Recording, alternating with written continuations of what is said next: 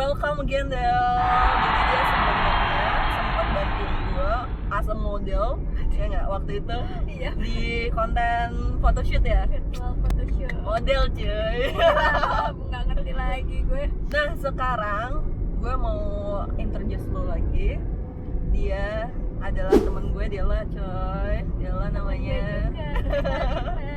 Dia adalah tipe calon mantu yang kalau ketemu calon mertua udah langsung approve. Amin ya Allah. Cuma belum ya. Belum ada, calon mertuanya belum ada. Jadi kalau yang punya calon mertua boleh loh. Karena dia calon dokter gigi. Yeay, calon Doain ya. dokter. Jadi kalau gue nanti ada problem apa soal gigi dan mulut Bisa diatur. Bisa Sama diskon ya? paling aja. bisa diskon ya. Del, diskon 80% Del. Nggak usah bayar aja sekalian itu. Anyways, sebenarnya gue punya minuman buat lo. Waktu itu tadi gue sempat beli tapi kayaknya udah dingin ya. Ini buat gue. Itu buat lo. Anyways, zaman sekarang itu banyak banget kan Del, minuman kayak boba, terus milky, kopi-kopi kekinian yang manis-manis banget, ya kan, over sugar malah. Nah, minuman-minuman yang kayak gitu-gitu tuh pengaruhnya signifikan banget nggak sih ke kesehatan gigi dan mulut gitu? Oh ya jelas lah. Soalnya kan di kandungan minuman kayak minuman boba atau kopi-kopi kekinian itu pasti ada kandungan gulanya gitu. Pasti kandungan gulanya pun juga lumayan tinggi kan di situ tuh. Nah, kandungan gula yang tinggi ini kalau kita minum nih pasti kan dia nempel dong ke gigi kan. Lagi tambah manis itu kan bisa menyebabkan bakteri yang dalam gigi tersebut atau bakteri Staphylococcus itu bisa jadi berkembang lebih banyak gitu. Sehingga bakteri-bakteri yang berkembang itu bisa menyebabkan gigi tersebut bolong, mengikis bagian luar gigi yang warna putih ini, mengikis lama kelamaan jadi bolong gitu kan. Tapi faktor umur juga mempengaruhi nggak sih, kayak cepat atau lambatnya pengaruh si gula yang manis-manis gitu?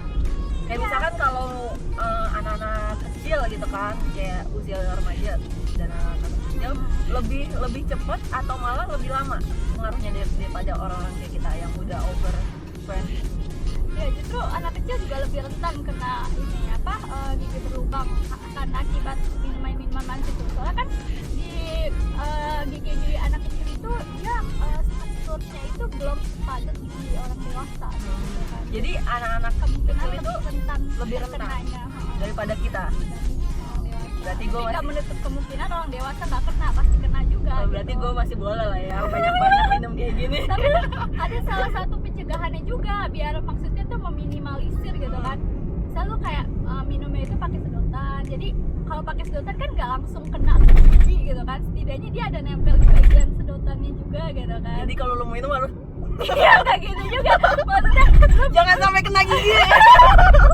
minum kayak biasa aja tapi kandungan gula atau ininya tuh nempel di sedotan sebagian, nggak sebanyak lu tuh langsung minum gitu loh. Oh, jadi akan lebih bagus kalau lu minum pakai sedotan dibandingkan kayak minum dari gelas langsung iya, gitu. karena kan langsung banyak kenanya kalau misalkan lu minum langsung gitu kan. Kalau sedotan kan pasti ada nempel-nempel di sedotannya kayak gitu walaupun Dan sedikit.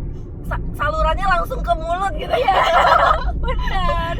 Gigi paling gigi belakang yang kena. Kalau misalkan kayak kontrol ke dokter gigi bisa berapa lama? Gue ya ditanya lagi sama dia. Ketahuan deh gue bandelnya. Sebenarnya sih gue tuh kalau Kalau masalah lagi sakit aja. enggak sih, untungnya gue udah sadar sekarang. Udah tobat.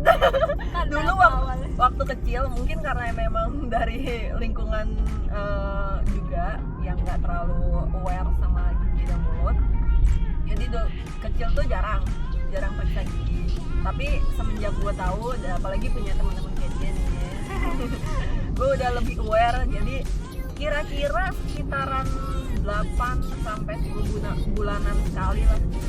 Nggak sampai 6 bulan memang, karena gue juga kadang suka lupa buat kayak periksa. Tapi lu kalau misalkan suruh milih dokter gigi cewek atau cowok? Cewek lah, cewek. Gak tau ya, mungkin karena satu jet. Jadi kayak lebih nyaman aja kalau kayak dia ngobrak-ngabrik mulut gua.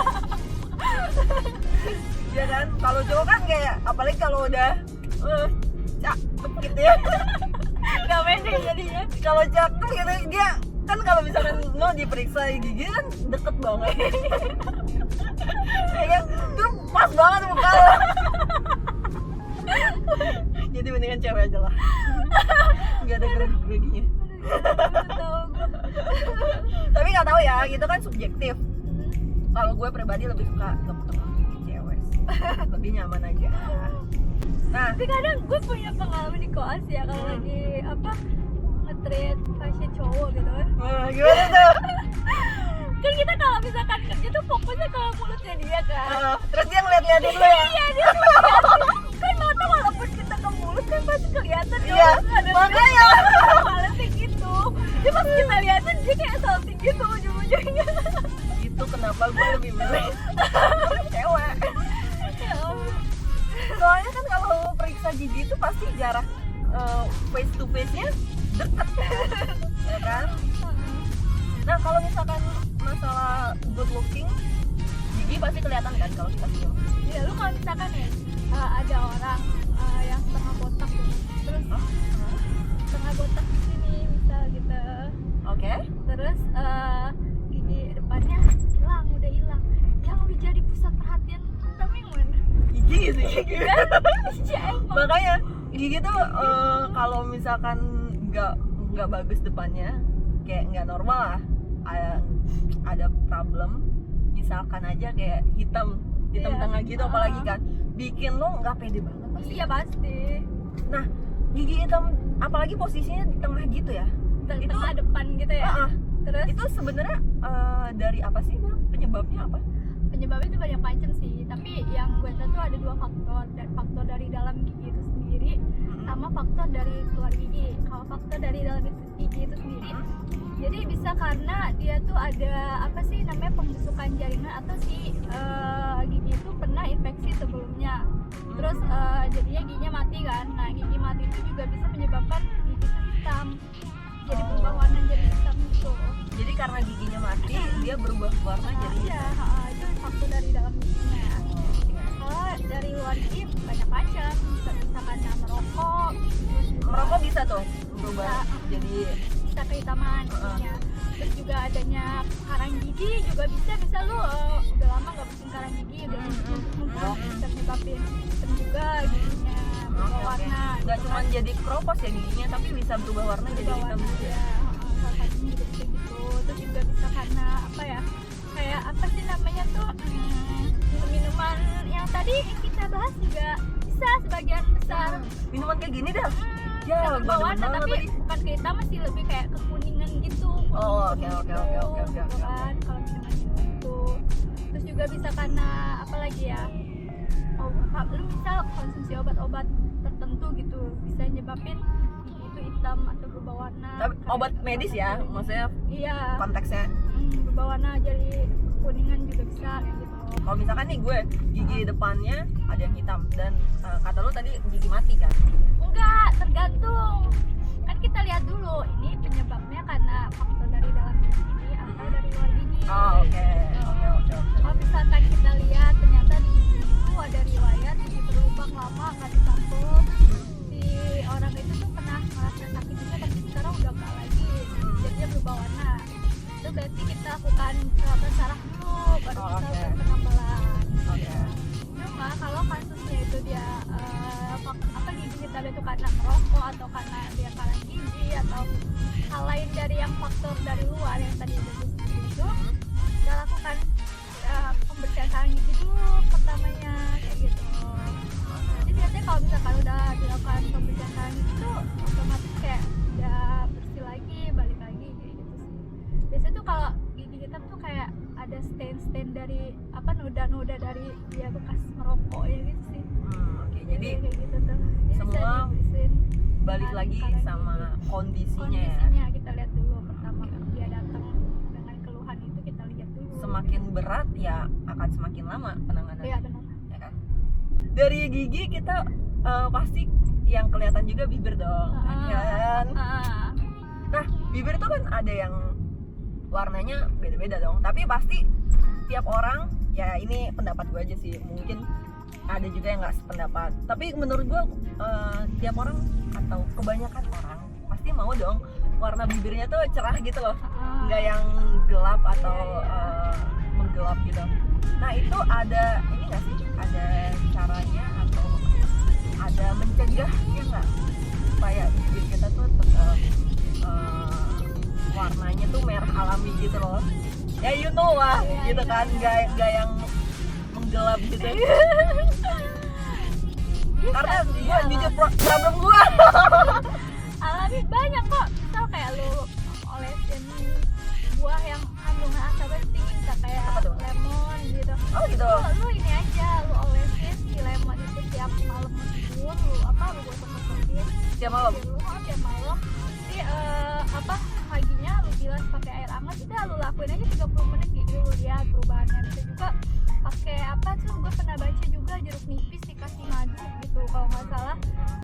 Sama diinin juga, diolesin ke bibir lu juga tiap pagi sama malam atau siang sama malam kayak gitu kan, selama 30 hari. Biasanya sih ada perubahan walaupun nggak langsung yang cerah gitu, tapi asal lu rutin ya insya Allah bisa sih balik lagi cerah kayak gitu, sesuai kondisi awal sebelum lu jadinya berubah warna gitu kan. Tapi ranahnya dokter gigi ke situ juga nggak sih atau enggak? Iya sih, ke bibir juga. Soalnya kan ada kondisi di mana tuh penyakit-penyakit yang menyerang ke bibir kayak gitu. Lo ada nggak pasien yang problemnya gitu? Lebih ke gusi sih, gusinya berubah warna. Oh gitu. Terus kalau kayak gitu faktornya apa dan penanganannya? Kalau gue biasanya itu karena pasiennya tuh ngerokok, jadi dia tuh menyebabin gusinya tuh jadi gelap gitu. Pak warna pink lagi jadi gelap. Karena dia merokok udah lama gitu kan. Tapi ada faktor lain nggak sih selain merokok?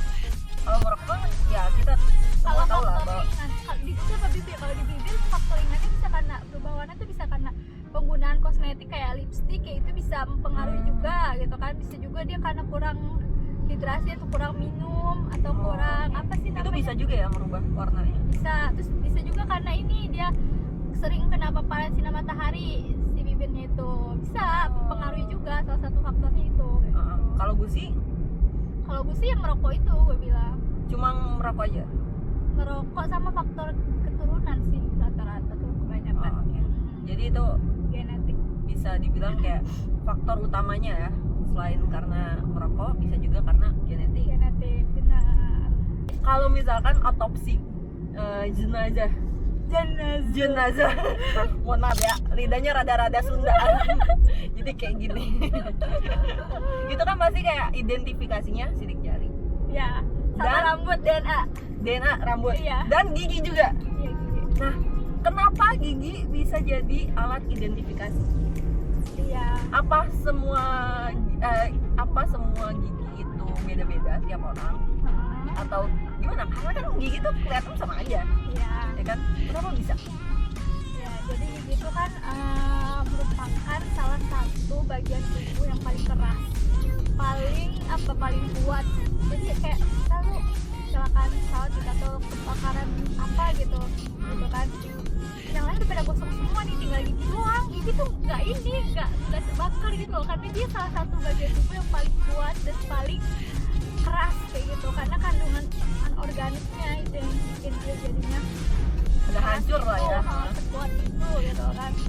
Nah, kenapa dia bisa dijadikan proses identifikasi jenazah itu? Ya karena kan setiap manusia itu kan punya 32 gigi dengan bentuk dan jenis yang sama, tapi dengan keadaan variasi yang berbeda kayak gitu. Bisa kayak di gigi lu pernah dilakukan foto ronsen kayak gitu, atau lu di gigi lu ada yang ditambal nih, ada yang dicabut gitu, ada yang bolong di gigi lu. Itu kan bisa dijadikan data gitu loh, data sebelum data kondisi gigi lu gitu loh. Jadi bisa dilakukan jadi pembanding gitu pas pemeriksaan jenazahnya kayak gitu. Ngerti nggak sih maksud gue? Jadi misalkan Gue masih kayak protes. di temuan jenazahnya terlihat si gigi ini mayat ini giginya ada yang ditambal atau ada yang pakai gigi palsu nih di jenazah ini. Kita lakukan pembanding sama data yang udah kita istilahnya di forensik ya, antemortem postmortem. Jadi kita minta data-data dari keluarga ini apa yang terdampak gitu, keluarga korban ya jadinya. Keluarga terdampak. Udah kayak Keluarga korban. bencana. Kita minta ada semua data-datanya termasuk data-data gigi selama hidupnya tuh dia pernah dilakukan apa aja, misal kayak ditambal karena ada gigi yang bolong dicabut gitu kan, atau dia pernah dilakukan pemasangan kawat gigi atau gigi palsu kayak gitu. Itu dikumpulkan, nanti kita selain kita bandingin sama kondisi jenazahnya kayak gitu. Jadi makanya bisa dilakukan identifikasi dari situ. Terus juga dari identifikasi itu kita juga bisa nentuin dari gigi itu tuh umur pasien tuh begini, pasien nih cewek apa cowok, bisa ditentuin juga dari kondisi giginya. Oh, itu bisa ditentuin dari kondisi gigi. Bisa banget. Oh, Umur, jenis kelamin, terus juga apa namanya ciri-ciri khas lain lah, misal kayak bentuk mukanya kayak gimana, dari situ.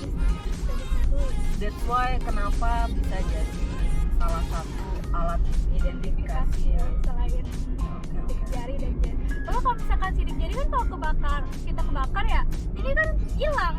Iya ya. Ininya hilang.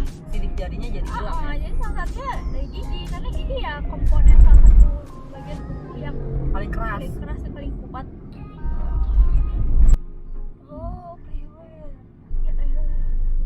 Iya guys, banyak guys sampai. Memang tempatnya soalnya masih gratis. Emang banyak ya. Emang malunya aja sih. Oke, next. Oke. Masalah makan lagi nih. Jadi kalau misalkan kita sarapan, lebih bagusnya sikat gigi sebelum atau sesudah sarapan? Kalau dari lu sendiri jawabnya apa kira-kira? Duh, gue salah. Gue 50-50 sih, cari aman. Gue kadang sikat gigi dulu, kadang makan dulu. Kalau lagi hilaf makan dulu. Kalau gila makan dulu. Tapi baiknya gimana? Baiknya sih setelah makan kita sikat gigi. Oh, Soalnya kalau oke. sebelum makan lu sikat gigi, nanti kalau misalkan lu makan kan nempel lagi sisa makanan ke gigi. Nempel lagi juga bakterinya makin banyak kan. Kalau misalkan setelah makan tuh juga bagusnya sih lu diemin dulu 30 menit gitu, jangan langsung kayak gitu kan. Kalau misalkan gue langsung sikat gigi, Iya, kalau langsung sikat gigi tuh nanti dikhawatirkan kan kondisi gigi lu tuh masih dalam keadaan asam kalau misalkan habis makan tuh ya.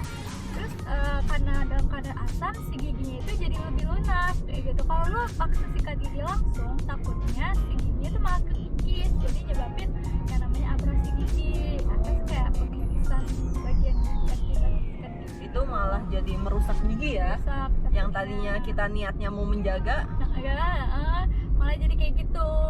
Jadi bagusnya setelah sarapan tapi ditunggu dulu 30 menit setelah makan gitu. oke lah. Nih gue temen nih, makan dulu nih. Jadi kita makan dulu, tunggu 30 menit, at least 30 menit ya. Kalau misalkan kayak sejam gitu kebablasan, nggak masalah. Tapi sikat gigi, dan lu kalau misalkan sikat gigi ya gue saranin jangan apa ya, maksudnya tuh jangan berkumur gitu loh. Soalnya kan iya paling ya ini aja lu buang aja terus lu lap kayak gitu setelahnya, jangan berkumur. Soalnya kalau berkumur boleh sih berkumur tapi jangan yang terlalu gimana banget gitu loh. Soalnya kalau misalkan kita udah sikat gigi kan kandungan zat aktif di pasta gigi yang kita pakai itu ada salah satunya fluoride yang untuk mencegah gigi berlubang tuh. Takutnya kalau kita pakai buat kumur malah jadi hilang gitu loh. Oh, jadi sikat giginya sia-sia gitu. Jadi kandungannya tuh malah ya bukan ada kandungan aktifnya kayak gitu, malah ya udah sekedar gitu aja. Jadi maksud gue tuh kalau misalkan habis sikat gigi lu bersihin aja kayak gitu pakai tisu atau lu kumur sekali aja kayak gitu, nggak usah sampai yang kali-kali Bruk sampai gitu. hilang semuanya. Jadi takutnya kondisi kandungan aktif dari si pasta gigi buat mencegah gigi berlubang itu malah nggak ada, Hilang. malah hilang. Oh iya kali, gue juga mau ngasih tahu nih, kalau kita rajin sikat gigi juga itu kan 2 kali sehari itu juga nggak menutup kemungkinan kita tuh nggak bau mulut. Oh gitu. Iya, jadi walaupun kita rajin sikat gigi 2 kali sehari itu juga bisa menyebabkan bau mulut, masih bisa menyebabkan bau mulut. Itu kenapa gitu kan? Jadi karena salah satunya tuh karena karena adanya si karang gigi. Karang gigi itu juga bisa menyebabkan bau mulut loh kalau misalkan lu biarin terus-terusan sampai dia menggunung, sampai nutupin gigi gitu kan, bisa menyebabkan bau mulut. Terus juga bisa karena bagian lidah yang kita pakai buat makan, buat ngunyah kayak gitu tuh nggak lu sikat. Jadi dia tuh menyebabkan apa sih namanya, penumpukan sisa-sisa makanan di lidah, di punggung lidah, punggung lidah. Itu kan di situ ada bakteri juga, ada sisa-sisa makanan, ada lapisan sel epitel di punggung lidahnya itu. Kalau misalkan numpuk terus menerus, dia akan mengeluarkan yang namanya apa ya, gue pernah baca tuh polydel apa gitu, compound kalau nggak salah ya. Itu jadi menyebabkan bau mulut si itunya, si punggung lidahnya itu. Dan pasti rata-rata tuh warnanya kayak putihan. Next, kita punya pertanyaan dari Instagram. Wih, udah kayak seleb ya gue. Jadi Del, yang masuk pertanyaannya itu ada 1.500. Wow, itu masuk pertanyaan ke Aukarin, bukan ke gua. Lu jangan lu saring berapa jadinya. Jadi kira-kira ada 4 Del. Astagfirullah.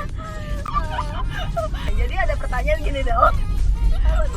Apa bener patah gigi lebih sakit daripada patah hati? Aduh.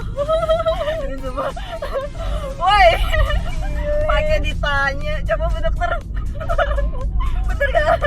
Kalau gue kayaknya Based on pengalaman. lebih sakit patah hati kali ya. Aduh, Walaupun dia nggak kelihatan gitu hatinya patah apa enggak gitu. kalau patah gigi kelihatan ya. Tapi mending gak usah dua-duanya deh. Jangan dua-duanya bro. Kalau patah gigi kan dia tuh kelihatan tuh langsung cabut, habis itu udah nggak sakit lagi. Udah hilang Patah sakitnya. hati tuh kayak apa sih, kayak terus menerus gitu loh kalau nggak terobati. Jadi walaupun tuh hatinya nggak patah tapi kayak rasanya patah gitu loh. Curhat, Tolong dengarkan. curhat banget ya. Aduh. Dua-duanya. Jangan dua-duanya. Nggak usah. Ada lagi nih yang nanya. Aduh, sumpah di temen gue parah banget ya. Cara membersihkan mulut nyinyir tetangga. Ya. Membersihkan mulut ya. Cara membersihkan mulut nyinyir tetangga. Ya. Ya, gimana ya? Gimana ya, Bun? Gimana ya, Bun? Bun, gimana sih, Bun? Solusinya gimana tuh? Solusinya pakai apa ya? Salamban aja apa ya mulutnya? Jadi lagi di tukang sayur bareng-bareng gitu ya. Ini jujur nih, kita udah siap kan lakban. Langsung parah banget ya, sadis banget. Tapi itu bisa jadi salah satu cara dari kita, lakban. Terus ada lagi nih, ini ya alhamdulillah ada yang lumayan bener ya. Ada yang nanya, perawatan gigi apa yang paling mahal? Apa Bu?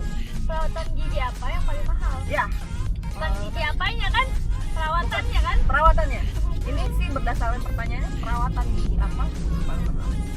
Banyak sih perawatan gigi yang mahal, tapi kalau dari Ya, mahal semua. iya mahal cuma perawatan saraf mahal, perawatan saraf gigi mahal gitu kan.